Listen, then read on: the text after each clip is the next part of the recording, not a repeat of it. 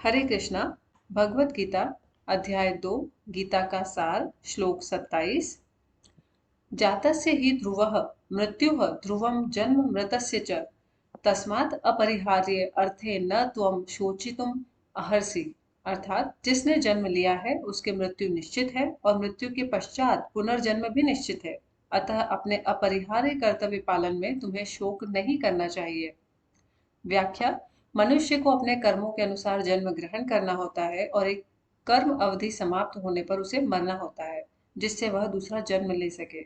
इस प्रकार मुक्ति प्राप्त किए बिना ही जन्म मृत्यु का यह चक्र चलता रहता है। जन्म मरण के इस चक्र से वृथा, हत्या, वध तथा युद्ध का समर्थन नहीं होता। वृथा यानी जिसका कोई कारण न हो। किंतु मानव समाज में शांति तथा व्यवस्था बनाए रखने के लिए हिंसा तथा युद्ध अपरिहार्य है। अपरिहार्य यानी जरूरी है। कुरुक्षेत्र का युद्ध भगवान की इच्छा होने के कारण अपरिहार्य था और सत्य के लिए युद्ध करना क्षत्रिय का धर्म है। अतः अपने कर्तव्य का पालन करते हुए स्वजनों की मृत्यु से भयभीत यह शोकाकुल क्यों था? वह विधि को भंग नहीं करना चाहता था, क्योंकि ऐसा करने पर उसे उन पाप कर्मों के फल भोगने पड़ेंगे जिनसे वह अत्यंत भयभीत था। अपने कर्तव्य का पालन करते हुए वह स्वजनों की मृत्यु को रोक नहीं सकता था और यदि वह अनुचित कर्तव्य पथ का चुनाव करे तो उसे नीचे गिरना होगा। श्लोक 28। अव्यक्त आदिनि भूतानि व्यक्त मध्यानि भारत अव्यक्त निधनानि एव तत्र का परिदेवना। अर्थात श्री कृष्ण ने कहा, सारे जीव प्रारंभ में अव्यक्त रहते हैं, मध्य अवस्था में व्यक्त होते हैं और विनष्ट होने पर पुनः अव्यक्त हो जाते हैं। अतः शोक करने की क्या आवश्यकता है? यह स्वीकार करते हुए कि दो प्रकार के दार्शनिक हैं, एक तो वे जो आत्मा के अस्तित्व को मानते हैं और दूसरे वे जो आत्मा के अस्तित्व को नहीं मानते, कहा जा सकता है कि किसी भी दशा में शोक करने का कोई कारण नहीं है। आत्मा के अस्तित्व को न मानने वालों को वेदांतवादी नास्तिक कहते हैं। यदि हम तर्क के लिए इस नास्तिकतावादी सिद्धांत को मान भी लें तो भी शोक करने का कोई कारण नहीं है। आत्मा के पृथक अस्तित्व से भिन्न सारे भौतिक तत्व सृष्टि के पूर्व अदृश्य रहते हैं। इस अदृश्य रहने की सूक्ष्म अवस्था से ही दृश्य अवस्था आती है।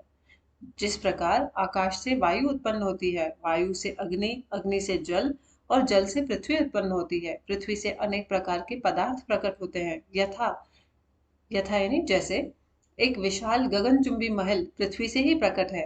जब इसे ध्वस्त कर दिया जाता है तो वह अदृश्य हो जाता है और अंततः परमाणु रूप में बना रहता है।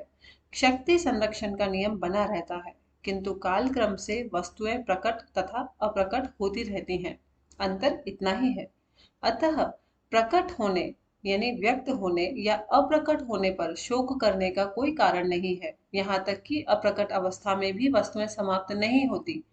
प्रारंभिक तथा अंतिम दोनों अवस्थाओं में ही सारे तत्व अप्रकट रहते हैं, केवल मध्य में वे प्रकट होते हैं और इस तरह इससे कोई वास्तविक अंतर नहीं पड़ता। यदि हम भगवत गीता के इस वैदिक निष्कर्ष को मानते हैं कि ये भौतिक शरीर काल क्रम में नाशवान है किंतु आत्मा शाश्वत है, तो हमें यह सदा स्मरण रखना होगा, यानी याद रखना होगा कि यह शरीर वस्त्र या परिधान के समान है।